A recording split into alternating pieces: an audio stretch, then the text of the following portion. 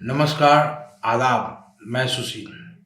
दोस्तों, देश की सुप्रीम कोर्ट और अलग-अलग राज्यों में मौजूद हाई कोर्ट ने कई महत्वपूर्ण फैसले दिए, जिसमें अनिल अंबानी को किसी को हाई कोर्ट ने राहत भी दी, तो सुप्रीम कोर्ट ने प्रेस की आज़ादी को लेकर सरकार की गंभीर आलोचना भी की। वहीं पूजा स्थल विशेष अधिनियम 1991 स्पेशल वर्शिप एक्ट 1991 की सुनवाई भी हुई। तो चलिए जानते हैं कि सुप्रीम कोर्ट ने आज कौन कौन से महत्वपूर्ण फैसले दिए और हाई कोर्ट ने कौन कौन से महत्वपूर्ण फैसले दिए। प्लेस ऑफ वर्शिप एक्ट 1991 पूजा स्थल कानून 1991, जिसे नरसिंह राव की सरकार ने 1991 में संसद से पारित करके एक कानून बनाया था। इस कानून का मकसद बस इतना है कि 15 अगस्त 1947 को देश में जो भी पूजा स्थल है, जिस मजहब के, हिंदू, मुस्लिम, सिख, ईसाई, उसमें कोई बदलाव नहीं किया जाएगा। बदलने की कोशिश अगर करता है तो उसको सजा होगी। और इस याचिका को मुस्लिम पक्ष सुप्रीम कोर्ट में लेकर गए थे, क्योंकि आपको पता है कि ज्ञान वापी मस्जिद जो बनारस में है, उस पर हिंदू पक्ष अपना दावा कर रहे हैं, और मथुरा में शाही मस्जिद जो है उस पर हिंदू पक्ष दावा कर रहे हैं। मुस्लिम पक्ष सुप्रीम कोर्ट पहुंचते हैं और कहते हैं कि ऐसा दावा ज्ञान वापी मस्जिद या कोई और मस्जिद पर जो दावा किया जा रहा है वह प्लेस ऑफ वर्शिप एक्ट पूजा स्थल कानून 1991 का उल्लंघन है, और इस मामले में सुनवाई चल रही है। सुप्रीम कोर्ट ने सरकार को कहा कि आप इस पे अपना पक्ष रखें। सरकार पेशो पेश में है। सुप्रीम कोर्ट ने 3 बार सरकार को कहा कि आप कब तक देंगे। आज फाइनली सुप्रीम कोर्ट ने जुलाई तक का वक्त सरकार को दिया है कि अपना पक्ष रखे। जाहिर सी बात है, सरकार के अंदर इस पूजा स्थल कानून 1991 को लेकर एक पेशोपेश की स्थिति है कि अगर ऐसा इस कानून में बदलाव करते हैं तो देश के हालात क्या होंगे, उस सबको पता है। खैर, अब इसकी सुनवाई 3 जजों के बेंच जुलाई 2023 में करेगी। वहीं केरल में एक मलयालम टीवी चैनल है मीडिया वन, सरकार ने उसका प्रसारण जनवरी 2022 से बंद कर दिया था। Channel media one supreme court पहुंचती है और एक सुनवाई हो रही थी, और आज इस पर जो आदेश आया, खुद चीफ जस्टिस DY चंद्रचूड़ इस बेंच की अध्यक्षता कर रहे थे।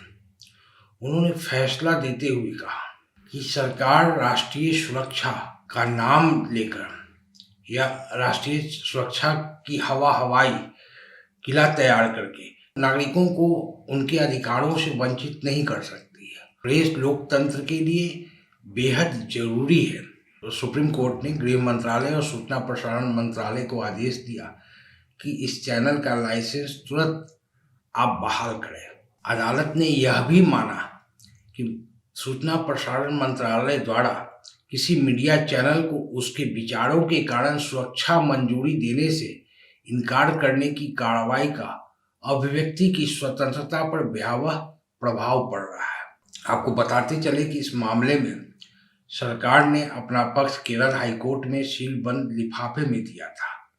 कोर्ट ने कहा सीलबंद लिफाफा खुले न्याय व्यवस्था का उल्लंघन करता है। जो भी अपील करता है उनको जानने का अधिकार है कि हमारे साथ राज्य ऐसा क्यों कर रही है। कोर्ट ने यह भी कहा कि सुरक्षा मंजूरी रोकने के कारणों के बारे में चैनल को अंधेरे में रखा गया था, जिसकी जानकारी गृह मंत्रालय, होम मिनिस्ट्री द्वारा सीलबंद लिफाफे में प्रस्तुत दस्तावेज के माध्यम से हाईकोर्ट को दी गई। सुप्रीम कोर्ट ने हाईकोर्ट की इस दृष्टिकोण की भी आलोचना की कि सीलबंद कवर्ड प्रक्रिया ने अपीलकर्ता की याचिका को अर्थहीन बना दिया, मतलब कोई उसका मतलब नहीं रहा। चीफ जस्टिस चंद्रचूड़ ने कहा कि राज्य केवल राष्ट्रीय सुरक्षा की दलील देकर निष्पक्ष रूप से काम करने के कर्तव्य को बाधित नहीं कर सकती है। न्यायालय हमेशा जांच कर सकता है कि सीलबंद लिफाफे में ऐसे कौन सी बात कही गई है जो अपील कर्ता को जानने का अधिकार नहीं है। उन्होंने सरकार को आगाह भी किया कि आने वाले वक्त में आप सीलबंद लिफाफा कोर्ट को नहीं देंगे, खुले में बात होगी। अगर राष्ट्रीय सुरक्षा से जुड़ा मामला है तो बंद कमरे में बहस होगी। लेकिन आप सीलबंद लिफाफा नहीं देंगे। राष्ट्रीय सुरक्षा के दावे हवा हवाई में नहीं किए जा सकते हैं, ये सुप्रीम कोर्ट ने कहा है। वहीं इलाहाबाद हाई कोर्ट ने मौलाना कलीम सिद्दीकी, आपको पता होगा कि 20 महीनों से जेल में थे। सितंबर 2021 में मौलाना कलीम सिद्दीकी की गिरफ्तारी उत्तर प्रदेश की एटीएस ने की थी, एंटी टेररिस्ट स्क्वाड ने की थी, क्योंकि मौलाना सादिक पे आरोप जो जड़ा था कि ये धर्मांतरण करवा रहे हैं। आज इलाहाबाद हाई कोर्ट ने मौलाना कलीम सिद्दीकी को जमानत दे दी। वहीं सुप्रीम कोर्ट में राष्ट्रीय स्वयंसेवक संघ और जमीयत उलेमा ए हिंद ने दोनों ने मिलकर समलैंगिक शादियों को कानूनी मान्यता देने का विरोध किया है। दोनों इस मामले में एक है, क्योंकि एक याचिका लगाई गई थी कि LGBT जो कम्युनिटी है वो चाहती थी कि हम लोग शादी करें, हमें भी शादी कानूनी मान्यता दी जाए। उसकी सुनवाई सुप्रीम कोर्ट में चल रही है। इन दोनों संगठनों ने समलैंगिक शादी का विरोध किया है। राष्ट्रीय स्वयंसेवक संघ और जमीयत उलेमा हिंद दोनों ने इस याचिका के विरोध करते हुए कहा है कि इस्लाम केवल जैविक पुरुष और महिलाओं के बीच विवाह को मान्यता देता है। RSS ने भी यही लाइन सुप्रीम कोर्ट में ली है। वहीं इलाहाबाद हाई कोर्ट ने एक व्यक्ति को उत्तर प्रदेश गोवध अधिनियम के तहत दर्ज अपराध में अग्रिम जमानत दे दी है, बेल दे दिया है। कोर्ट ने कहा कि यह जो गिरफ्तारी हुई है ये सरासर कानून का दुरुपयोग का उदाहरण है और राज्य ने मामले की निष्पक्ष जांच नहीं की। आरोपी का नाम है जुगाड़ी निजामुद्दीन। जस्टिस मोहम्मद फैज आलम खान ने कहा, किसी भी आरोपी के कब्जे से या मौके से न तो प्रतिबंधित पशु न ही उसका मांस बरामद किया गया है। जांच अधिकारी ने केवल एक रस्सी और कुछ मात्रा में गाय का गोबर एकत्रित किया था। इंटरेस्टिंग इसमें सबसे दिलचस्प बात यह है कि जब निजामुद्दीन की गिरफ्तारी की गई थी, 4 इसमें अभियुक्त थे। 16 अगस्त 2022 को शाम 7:30 बजे जमील के गन्ने के खेत में प्रतिबंधित पशु का वध किया गया था, यह पुलिस का कहना है। और जब जांचकर्ता मौके पे पहुंचा तो उसे एक रस्सी और बछड़े का अधपचा गोबर मिला। अधपचा मतलब जो पचता नहीं है ना, और उसे फॉरेंसिक जांच के लिए भेज दिया। तो फॉरेंसिक लैब लखनऊ ने एक रिपोर्ट दी और रिपोर्ट में फॉरेंसिक लैब ने कहा कि फॉरेंसिक लैब गाय के गोबर का विश्लेषण के लिए नहीं है। कोर्ट ने आरोपी को जमानत देते हुए साथ में उत्तर प्रदेश के जो DGP पुलिस महानिदेशक है उनको भी ताकीद की कि याद रहे कि जांच अधिकारियों को उनके कर्तव्यों की याद दिलाने के लिए आवश्यक कार्रवाई आप करें, क्योंकि जिस तरीके से जांच हो रही है उसमें लग रहा है ऐसा कि जानबूझकर फर्जी मुकदमे गोवध के नाम पर किए जा रहे हैं। मद्रास हाई कोर्ट ने जो नेशनलाइज बैंक है, राष्ट्रीय बैंक है, उनको आज आदेश दिया है कि आप जो वकीलों की टीम रखते हैं मुकदमों की पैरवी करने के लिए, उसमें अनुसूचित जाति, अनुसूचित जनजाति, पिछड़ी जाति के वकील नहीं होते हैं। आप इनको अपने पैनल में शामिल कीजिए। बॉम्बे हाई कोर्ट ने अनिल अंबानी को आज सुरक्षा दी है। किस मामले में सुरक्षा दी है? इनकम टैक्स लगातार अनिल अंबानी को नोटिस भेज रहा था काले धन के एक मामले में कि उनकी संपत्ति जो है उनकी आमदनी से ज़्यादा है। वो बॉम्बे हाई कोर्ट पहुँचते हैं और बॉम्बे हाई कोर्ट उनको संरक्षण दे देता है कि ठीक है, अभी आपको इनकम टैक्स परेशान नहीं करेगी। और मामले की अगली सुनवाई अप्रैल 28, 2023 में। यहाँ अनिल अंबानी के घर पर छापे के लिए, पूछताछ के लिए ED को लेटर नहीं लिखता है। आप समझिए कि खेल क्या है। कर्नाटक हाईकोर्ट ने भारतीय जनता पार्टी के एक नेता हैं MP रेणुकाचार्य के खिलाफ आय से अधिक संपत्ति के मामले में FIR रद्द करने से इनकार कर दिया है। वो कोर्ट गए थे कि हमारे खिलाफ FIR दर्ज है, उसको रद्द किया जाए। कर्नाटक हाईकोर्ट ने उनकी बात नहीं मानी और उनकी याचिका रद्द कर दी। कहा कि आपको केस का सामना, मुकदमे का सामना करना पड़ेगा। वहीं आज सुप्रीम कोर्ट ने दिल्ली हाई कोर्ट को आदेश दिया है कि कुतुब इनक्लेव, कुतुब मीनार के बाहर का एरिया कुतुब इनक्लेव है, वहाँ पे मुस्लिम आबादी को नमाज नहीं पढ़ने दिया जा रहा है। इसकी याचिका मुसलमानों ने हाई कोर्ट में लगाई थी। हाई कोर्ट सुनवाई नहीं कर रहा था, तो सुप्रीम कोर्ट ने आज हाई कोर्ट को आदेश दिया कि जल्द से जल्द इसकी सुनवाई करें, ताकि मुस्लिम कुतुब इनकलेब के पास के मस्जिद में नमाज पढ़ सके। सरकार ने अभी रोक लगाया है। आज इलाहाबाद हाई कोर्ट ने एक और महत्वपूर्ण सुनवाई के दौरान आर्कियोलॉजिकल सर्वे ऑफ इंडिया, उसके निदेशक, उसके डायरेक्टर जनरल जो है बी विद्यावथी को बहुत फटकार लगाई। किस बात के लिए फटकार लगाई? ज्ञानवापी मस्जिद, आपको पता है कि विवाद चल रहा है। हिंदू पक्ष वाराणसी के कोर्ट में गए थे कि शिवलिंग जो पाया गया है, जो तथाकथित शिवलिंग पाया गया है पिछले साल, आपको 2022 में 16 को, वो कितना पुराना है इसकी जांच की जाए, साइंटिफिक इसकी जांच की जाए, वैज्ञानिक तौर पे इसकी जांच की जाए। और archaeological survey of India ASI के पास इसका जवाब नहीं।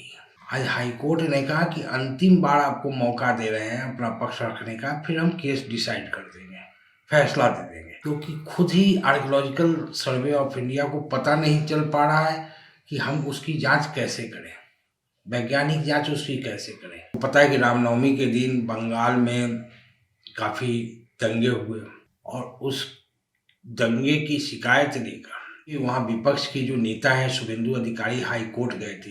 दंगे की जांच NIA से कराइए। हाई कोर्ट ने कहा, मुझे पहली नज़र में लग रहा है यह दंगा सुनियोजित था। और राज्य सरकार को भी हाई कोर्ट ने डांट लगाई कि आपके पास इंटेलिजेंस की रिपोर्ट होनी चाहिए थी, क्योंकि ये दंगा तो प्री प्लान था। केरल की स्पेशल SC/ST कोर्ट ने मधु मॉब लिंचिंग के केस में दोषियों को सजा सुना दी है। कोर्ट ने 14 में से 13 दोषियों को 7 साल कारावास की सजा सुनाई है। 16वें जो आरोपी मुनीर है उसको 3 महीने की जेल की सजा सुनाई है।